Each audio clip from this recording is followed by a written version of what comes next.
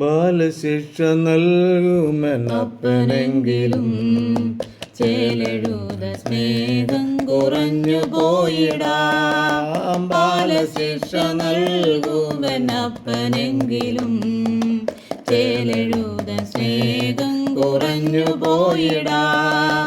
നന്മയെ തൻകരം നൽകുമെന്നീശനിൽ എൻ മനം വിശ്രമം നേടിടും. നന്മയെ തൻകരം നൽകുമെന്നീശനിൽ എൻ മനം വിശ്രമം നേടിടും. സിയോൻ സഞ്ചാരി ഞാൻ, യേശുവിൽ ചാരി ഞാൻ പോകുന്നു കുരിശിന്റെ പാതയിൽ.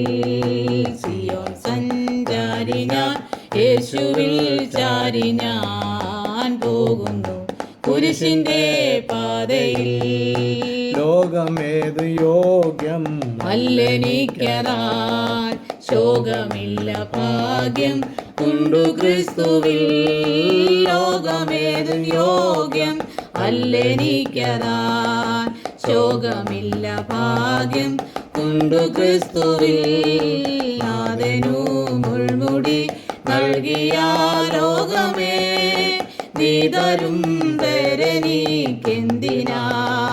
നാഥനു മുൾമുടി നൽകിയ ലോകമേ നീ തരും പേരെനിക്കെന്തിനാ. സിയോൻ സഞ്ചാരി ഞാൻ, യേശുവിൽ ചാരി ഞാൻ പോകുന്നു കുരിശിന്റെ പാതയിൽ. സിയോൻ സഞ്ചാരി ഞാൻ, യേശുവിൽ ചാരി ഞാൻ പോകുന്നു കുരിശിന്റെ പാതയിൽ.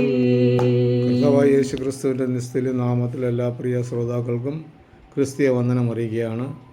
ഇന്നത്തെ നമ്മുടെ ചിന്തയ്ക്കായിട്ട് സദൃശ്യവാക്കി 22-ാം അധ്യായത്തിൻ്റെ 6-ാം വാക്യത്തെ ആസ്പദമാക്കി കുട്ടികളുടെ വാസനകളെ മാതാപിതാക്കൾ തിരിച്ചറിയണം എന്നുള്ളൊരു കാര്യം കൂടെ ഓർപ്പിക്കാനാണ് ഞാൻ ആഗ്രഹിക്കുന്നത്. ഓരോ കുട്ടികൾക്കും ജന്മനാ ഓരോ വാസനകളുണ്ടായിരിക്കും. മാതാപിതാക്കളുടെ കഴിവുകൾ തലമുറകൾക്കും ഉണ്ടാകും. എന്നാൽ അതിലുപരിയായി കുട്ടികൾ സ്വയം കണ്ടെത്തുന്ന വാസനകൾ അവരെ ചതിക്കുഴികളിലും ആത്മഹത്യയിലേക്ക് എത്തിക്കും എന്നുള്ളതിൻ്റെ ഉത്തമ ഉദാഹരണമാണ് കഴിഞ്ഞ ദിവസം ഗാസിയാബാദിൽ പ്രായപൂർത്തിയാകാത്ത 3 സഹോദരിമാർ ഫ്ലാറ്റിൻ്റെ 9ാമത്തെ നിലയിൽ നിന്ന് ചാടി ആത്മഹത്യ ചെയ്തത്. അവരുടെ കുറിപ്പ് പ്രകാരമായിരുന്നു: ഗെയിം ഇല്ലാതെ ഞങ്ങൾക്ക് ജീവിക്കാൻ സാധ്യമല്ല. ഇതാണ് ഞങ്ങളുടെ ലോകം. കുട്ടികൾ മൂവരും ഭവനത്തിൽ കൊറിയൻ ഓൺലൈൻ ടാക്സ് ഗെയിംസ് കളിച്ചിരുന്നാലും അച്ഛൻ അവരുടെ മൊബൈൽ ഫോൺ പിടിച്ചു വെച്ചതിൻ്റെ പ്രതികാരത്തിലാണ് ഈ 3 പെൺകുട്ടികളും ആത്മഹത്യ ചെയ്തത്. 16, 14, 12 എന്നീ പ്രായമുള്ള പെൺകുട്ടികളായിരുന്നു. പെൺകുട്ടികൾ കൊറിയൻ സീരിയലുകളുടെ ആരാധകരായിരുന്നുവെന്നും അതിൽ കൂടി അവർ കൊറിയൻ ഭാഷ സംസാരിക്കുകയും ചെയ്തിരുന്നുവെന്നും അവർ പരസ്പരം കൊറിയൻ പേരുകൾ വിളിക്കുകയും ചെയ്തിരുന്നു എന്ന് കുട്ടികളുടെ അച്ഛൻ വ്യക്തമാക്കി. ഇതുപോലെ അനേക സംഭവങ്ങൾ നമ്മുടെ കേരളത്തിൽ നടക്കുന്നുണ്ട്. ഇതിനുള്ള പരിഹാരമാർഗം എന്താണെന്ന് ചിന്തിക്കുന്നത് നല്ലതാണ്. മാതാപിതാക്കളുടെ മക്കളോടുള്ള സ്നേഹം പ്രകടമാക്കുവാൻ ആദ്യമായി അവർക്ക് നല്ല ഫോണുകൾ നൽകും. അവർ മിടുക്കരായി പഠിക്കാൻ പ്രോത്സാഹന സമ്മാനമായിട്ട് ആണ് നൽകുന്നത്. പഴയ കാലങ്ങളിൽ കുട്ടികൾ സ്കൂളിൽ പോയി മടങ്ങി കഴിഞ്ഞാൽ ഹോംവർക്ക് ചെയ്ത് കഴിഞ്ഞാൽ സന്ധ്യ ആകുന്നവരെ അവർ പുറത്ത് കൂട്ടുകാരുമൊത്ത് കളിക്കും. ഈ കാലങ്ങളിൽ മുലകുടി മാറാത്ത കുഞ്ഞുങ്ങളെ വരെ ഫോൺ കൊടുത്തും മറ്റും ആണ് അവരെ വളർത്തുന്നത്. ആഹാരം കഴിക്കാൻ വീഡിയോ, കരയുമ്പോൾ വീഡിയോ, അങ്ങനെ അവരുടെ ഓരോ നിർബന്ധങ്ങൾക്കും മാതാപിതാക്കൾ പരിഹാരമായി കണ്ടെത്തുന്നത് ഫോൺ കൊടുത്താണ്. പഴയ കാലങ്ങളിൽ ഇങ്ങനെയുള്ള സംവിധാനങ്ങളൊന്നും ഇല്ലായിരുന്നു. ഇപ്പോൾ സ്കൂൾ പഠനത്തിന് ഫോൺ ആവശ്യം ആണ് പോലും. ഒരു കാര്യത്തിന് ആരംഭം കുറിക്കുന്നതിന് മുമ്പ് അതിൻ്റെ ദോഷവശങ്ങളെ മുന്നമേ തിരിച്ചറിഞ്ഞ് വേണം ഓരോ കാര്യങ്ങളും നിശ്ചയിപ്പാൻ. മാതാപിതാക്കൾ പറയുന്നത് കേട്ടിട്ട് പിള്ളേർ സ്കൂളിൽ എത്തിയോ എന്ന് അറിയുവാനാണ് ഫോൺ കൊടുക്കുന്നതെന്ന്. വീട്ടുപടിക്കൽ നിന്ന് സ്കൂൾ ബസ്സിൽ കയറിയാൽ പിന്നെ എന്തിനും ആശങ്കപ്പെടണം. അതിന് വേണമെങ്കിൽ സാധാരണ ഒരു ഫോൺ പോരായോ? അതിന് പകരം വിലപിടിപ്പുള്ള ഫോണുകൾ വാങ്ങിക്കൊടുത്തിട്ട് പിന്നെ അവർ അതിലൂടെ എന്തെല്ലാം വിഷയങ്ങളാണ് കാണുന്നതെന്ന് മാതാപിതാക്കൾ തിരക്കാറുണ്ടോ? കുട്ടികൾ മുറി അടച്ചിരുന്ന് ഫോണിലൂടെ എന്താണ് ചെയ്യുന്നതെന്ന് തിരക്കാറുണ്ടോ? ചാറ്റിംഗ് ചെയ്തിട്ട് ഒടുവിൽ ചീറ്റിങ്ങിൽ അവസാനിച്ച എത്രയോ വിഷയങ്ങൾ ദൈനംദിന ജീവിതത്തിൽ നാം നമ്മുടെ കണ്ണിന് മുമ്പിൽ കണ്ടുവരുന്നുണ്ട്. ഒന്നുകിൽ സർക്കാർ ഇങ്ങനെയുള്ള വിഷയങ്ങളിൽ നിയന്ത്രണം കൊണ്ടുവരണം. അതല്ലെങ്കിൽ മാതാപിതാക്കൾ കുട്ടികളെ പ്രായപൂർത്തിയാകുന്നതുവരെ ഇതിൽ നിന്നും വിലക്കണം. കുട്ടികൾ ഇതിനടിമകളായി കഴിഞ്ഞാൽ ഇതിനെ നിയന്ത്രിക്കാനോ വിലക്കുവാനോ സാധ്യമല്ല. ഇതിനോടകം പൈശാചിക ശക്തികൾ കുട്ടികളെ അവൻ്റെ വലയത്തിലാക്കി കഴിയും. മാതാപിതാക്കൾക്ക് കുട്ടികളുടെ മേൽ എപ്പോഴും ശ്രദ്ധയുണ്ടായിരിക്കണം. അവരുടെ ഓരോ നീക്കങ്ങളും നിരീക്ഷിച്ചിരിക്കണം. അവരുടെ ഉത്സാഹക്കുറവ്, അലസത, മുഖഭാവങ്ങൾക്കുള്ള വ്യത്യാസം, നിരാശയോടുള്ള വാക്കുകൾ ഇതെല്ലാം ശ്രദ്ധിച്ച് മനസ്സിലാക്കണം.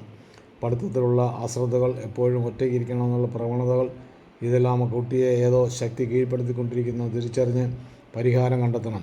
കുട്ടികൾക്ക് ഫോണും ടാബും ഒന്നും വാങ്ങിക്കൊടുക്കാതെ അവർക്ക് വല്ല മ്യൂസിക്കൽ ഇൻസ്ട്രുമെൻറ്റ് വാങ്ങിക്കൊടുത്ത് അവരുടെ ശ്രദ്ധയെ അതിലേക്ക് തിരിച്ചുവിട്ടാൽ ഇങ്ങനെയുള്ള വലിയ വിപത്തിൽ നിന്നൊക്കെയും വിടുവിക്കാൻ സാധിക്കും. പുസ്തക വായന, സ്പോർട്സ്, മറ്റ് പല വിധത്തിലുള്ള കായിക പരിശീലനങ്ങൾ അഭ്യസിപ്പിക്കുന്നവർക്ക് സമൂഹത്തിന് പ്രയോജനമാണ്. പ്രിയ ശ്രോതാക്കളെ, നമ്മുടെ തലമുറകൾ വഴിതെറ്റി പോകാതിരിക്കാനുള്ള ഉത്തമമായ മാർഗങ്ങൾ തിരഞ്ഞെടുത്ത് കൊടുക്കേണ്ടത് മാതാപിതാക്കളുടെ കടമയാണ്, ഉത്തരവാദിത്വമാണ്. അടയ്ക്കാം, മടിയിൽ വയ്ക്കാം, എന്നാൽ മരമായ ശേഷം സാധ്യമല്ല. കുഞ്ഞുങ്ങൾ സൽസ്വഭാവികളായി വളർന്നു വരുവാൻ അവരെ ദൈവിക കരങ്ങളിൽ ഏൽപ്പിക്കാം. ബാലൻ നടക്കേണ്ടത് വഴിയിൽ അവയെ അഭ്യസിപ്പിക്കുക. അവൻ വൃദ്ധനായാലും അത് വിട്ടുമാറുകയില്ല. അതിനുവേണ്ടി ദൈവകരങ്ങളിലേക്ക് നമ്മുടെ കുഞ്ഞുങ്ങളെ സമർപ്പിച്ച് പ്രാർത്ഥിക്കാം. ഓരോ ദിവസവും ദൈവസന്നിധിയിൽ തലമുറകളെ ഓർത്ത് പ്രാർത്ഥിപ്പാനും അവർക്ക് വേണ്ടിയുള്ള ഭാവി നന്മകളൊക്കെയും ലഭ്യമാകുന്നതിന് വേണ്ടി സർവശക്തനായ ദൈവത്തോട് അപേക്ഷിക്കാം. അങ്ങനെയുള്ള ഭവനങ്ങളിൽ, പ്രാർത്ഥന ഉള്ള ഭവനങ്ങളിൽ ഇങ്ങനെയുള്ള പ്രവൃത്തികളൊന്നും നടക്കത്തില്ല.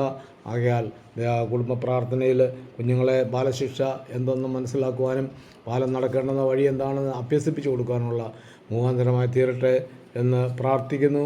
ദൈവമായ കർത്താവ് അതിനുവേണ്ടി ഏവരെയും സഹായിക്കുമാറാകട്ടെ. തിരുദിന ഭാഗങ്ങൾ തുടർന്നും ലഭിക്കുവാൻ ഈ വീഡിയോ ലൈക്ക് ചെയ്യുക, ഷെയർ ചെയ്യുക, സബ്സ്ക്രൈബ് ചെയ്ത് സപ്പോർട്ട് ചെയ്യുക. തുടർന്നുള്ള തിരുദിനങ്ങളുമായി നമുക്ക് വീണ്ടും കാണാം.